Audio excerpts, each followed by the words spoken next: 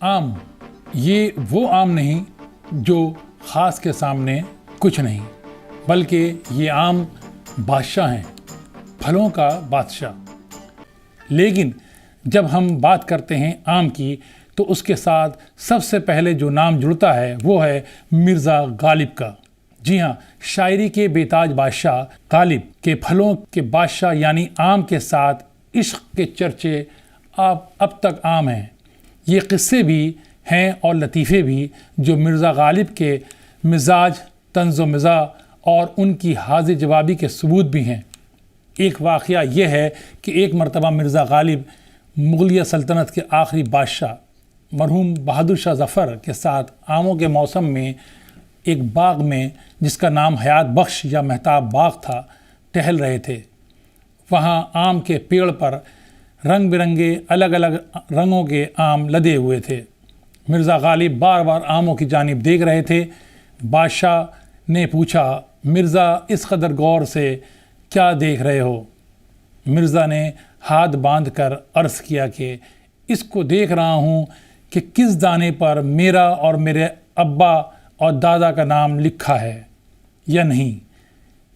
इस बाग का आम बादशाह और उनकी बेगमात के अलावा किसी और को मैसर नहीं आ सकता था। लेकिन मिर्ज़ा गालिब के इस जवाब पर बादशाह ने मुस्कुराते हुए इसी रोज़ उम्दा आमों की एक पेटी मिर्ज़ा गालिब को भिजवा दी।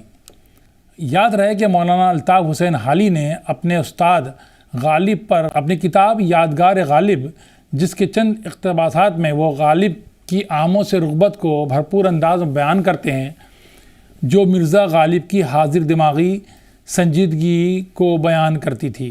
गालिब और आम का एक और वाक़या जो उनकी हाजिर दिमागी और हाजिर जवाबी का सबूत है, वो ये है कि एक रोज़ मिर्ज़ा अपने दोस्त हकीम रज़ीउद्दीन ख़ान साहब, जिनको आम पसंद नहीं थे, उनके मकान पर आए।